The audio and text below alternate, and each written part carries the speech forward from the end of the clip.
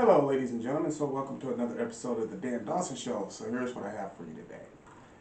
So, according to Liz Peek, opinion contributor on The Hill, there was a "We Have Her Back" memo released for Kamala Harris, and representatives, and this is from the article, representatives of liberal groups such as Planned Parenthood, Norrell Pro-Choice America, National Women's Law Center, and Supermajority.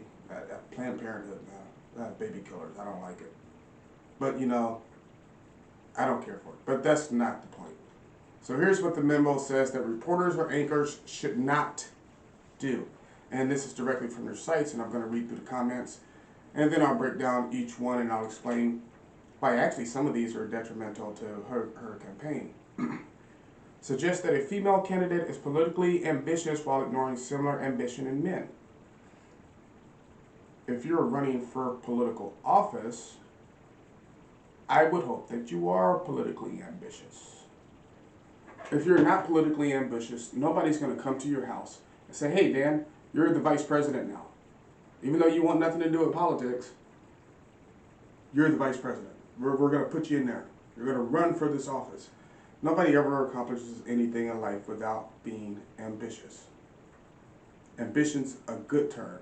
I don't know why they think it would be bad, put on her, but I think some of that is trying to cover up her earlier history as the Attorney General of California, where she locked up all those black men, where she allegedly slept her way to the top by sleeping with Willie Brown. And like I say, you really don't know that because she really could have had affections for him.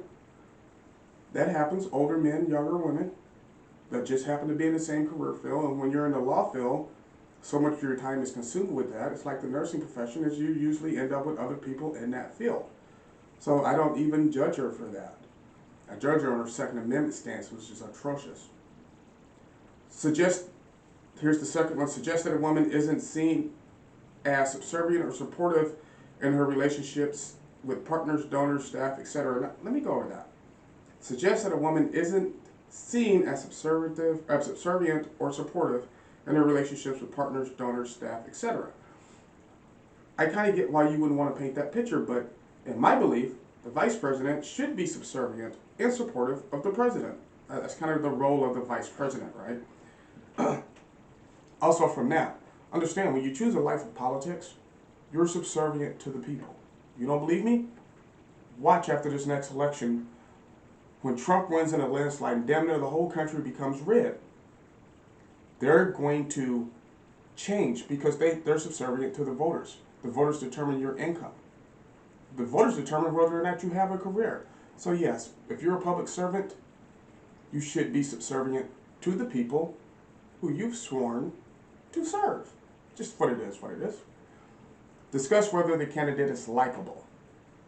So you mean to say because she's a woman, we can't say whether we like her or not. See, this goes into that whole super feminist thing. I'm going to say whether she's likable. No, because you don't support the Second Amendment. No, because you made a career of putting black men in jail. No, because you laughed about it on the stupid Charlamagne the God show. Describe the woman's weight, looks, tone of voice, attractiveness, etc. without doing the same regarding a male candidate. Okay, so it's well acknowledged. Even President Obama said it. She's a great-looking woman. I won't deny that. Great-looking woman. So now if you say that she's a great-looking woman, do you have to also say Vice President Pence is a great-looking man?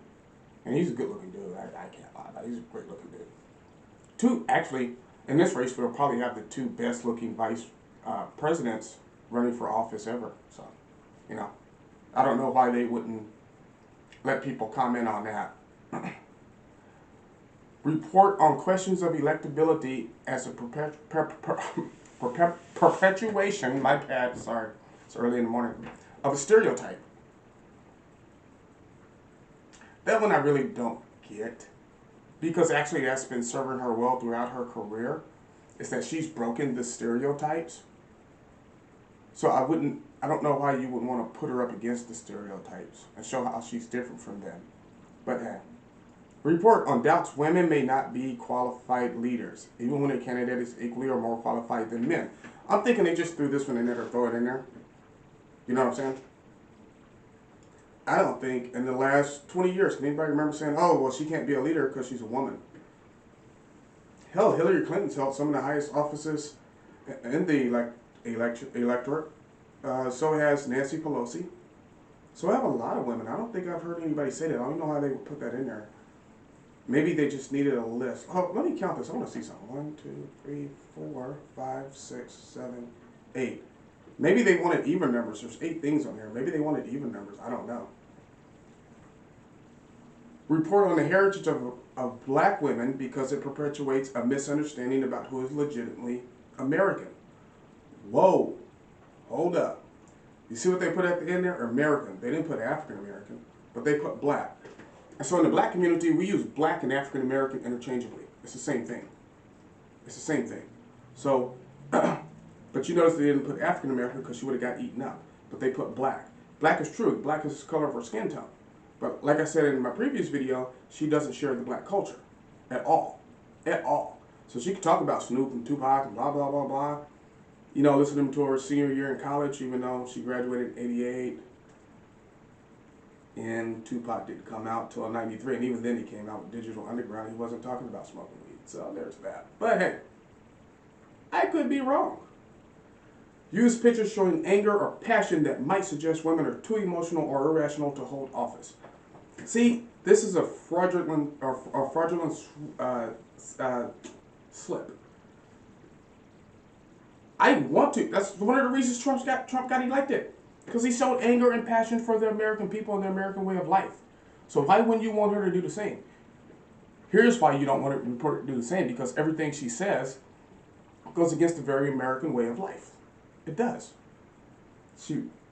I'll never stop harping on the Second Amendment. That's my wheelhouse. She's against the Second Amendment. She's for open borders. She's against the flag. She's for BLM. It's just, I don't know why they wouldn't want some of this stuff in there. I mean, especially that if she's so attractive, which I honestly think she is, I would be like, yeah, talk about her attractiveness all the time. Put it in every article. I don't care. So I don't know who wrote this.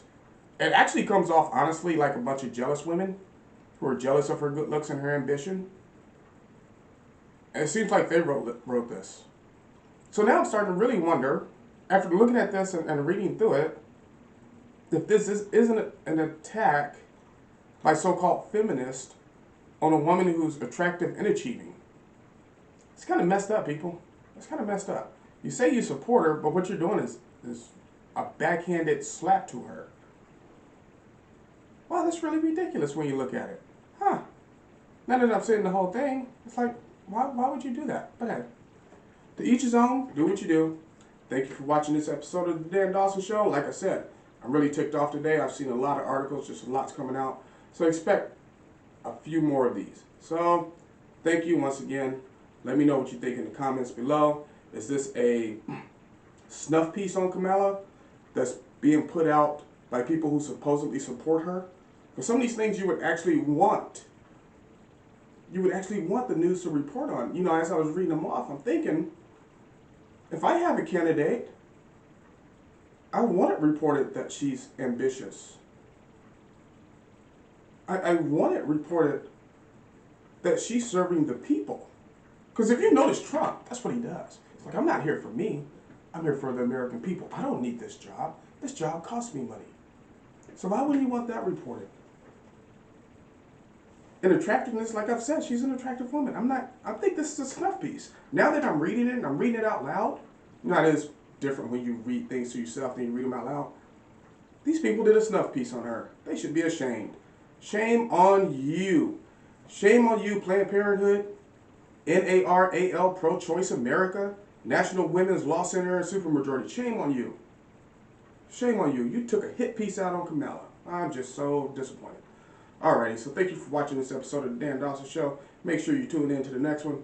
We're on Facebook and YouTube. Thank you.